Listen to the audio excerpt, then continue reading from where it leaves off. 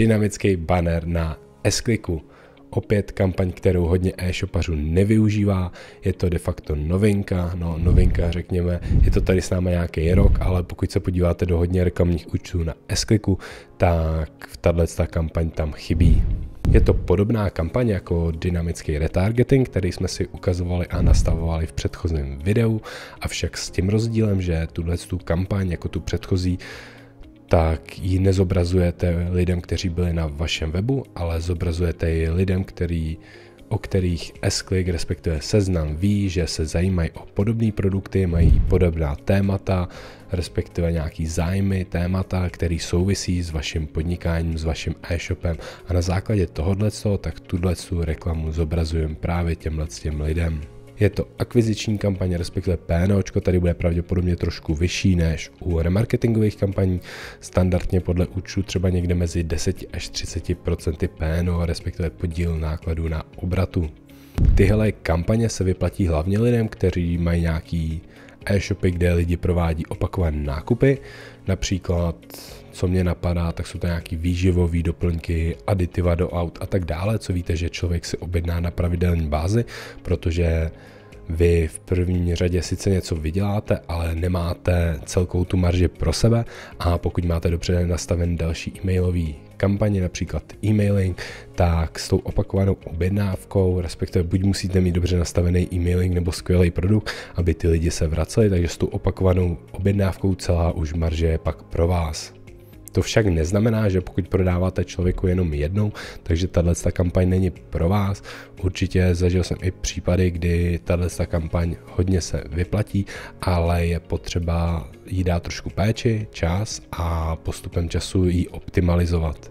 My si rovnou budeme ukázat teď nastavení této kampaně, zabere nám to tak 3-4 minutky a rovnou si k tomu něco ještě řekneme. Pokud nemáš odběr tohoto kanálu, tak ho určitě zvaž. Beru to jako takovou zpětnou vazbu pro mě za tuto práci, protože vlastně tímhle online marketingovým kanálem na YouTube tak trávím svůj volný čas, platím ho ze svých peněz a odběr je pro mě taková jako odměna, že vím, že v této práci mám pokračovat dál, takže děkuju a jdeme dál. Otevřeme si reklamní účet v S-Clicku, jenom připomínám opět, pokud chceme inzerovat ty dynamický produktový inzeráty, tak je potřeba mít propojení se zboží tady, takže to si určitě nastavit, a já pak půjdu do účtu, dávám vytvořit kampaň a dávám tady produktovou kampaň, dynamický banner a pokračovat. Popíšu si kampaň, bude to dynamický banner, já už tam jednu takhle mám popsanou, takže bych si to označil třeba 1. Denní rozpočet začnu třeba někde na 500, sestavu, název sestavy, tady nechám třeba sestava číslo 1, nebo si to nějakým stylem potřebujete pojmenovat jinak. Jednu sestavu budete chtít, já to tak nedělám, ale někdo jo, třeba jednu sestavu budete chtít, aby to běželo třeba v tomto případě na pneumatiky, druhá sestava na aditiva a tak dále. Takže zase čistě na vás. Výchozí cenu za proklik nechávám 5 korun, s tou si můžu hrát dál později. Tady si ukážeme, já tady mám třeba nějaký kategorie, takže chci, aby vlastně jedna ty produktové skupiny můžu mít podle zase výrobce, značek a tak dále, ale v tomhle případě to nemá cenu, protože tady je vlastně jeden výrobce, ale já chci, aby vlastně tato kategorie nebo tato produktová skupina byla na základě této produktové kategorie, a to budou pro mě aditiva. Teď ještě si ukážeme jednu věc. Tohle co pojmenuji třeba pneumatiky, kdybych tady na e-shopu měl teoreticky kategorii s pneumatikama a rozděluji to na základě toho, že tady u aditiv si dovolím třeba maximální CPC, cenu za proklik 5 korun, ale pneumatiky, že jsou dražší, takže si tam chci dovolit 12 korun. Vyberu si tady nějakou šablonu, případně si můžu vytvořit svoji. Tak, tu kampaň máme vytvořenou a je tady potřeba akorát si ukázat na nějaký cílení. Ohledně toho cílení je tady samozřejmě víc možností, na co se dá cílit.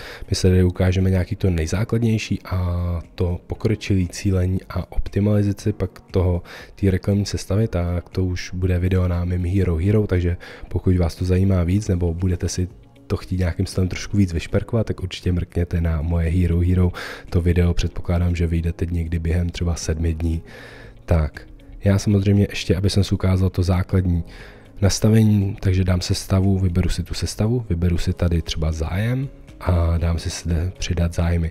A protože je to automoto, nějaký přípravky na auta, takže si tady vyberu ty zájmy, které mě zajímají a vyberu si zde třeba v tomhletom případě servis a údržba, sportovní vozy, SUVčka, terénní vozy, užitkové vozy. To jsou zájmy, které mě zajímají a případně můžu tady i bidovat třeba pak přímo na ten konkrétní zájem, ale to podle těch statistik, co mi tady potom zase naskáčou.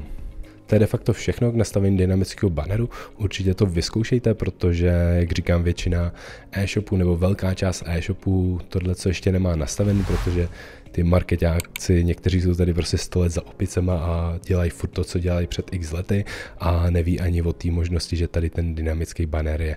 Takže zatím čau a my se uvidíme u dalšího videa na téma online marketing.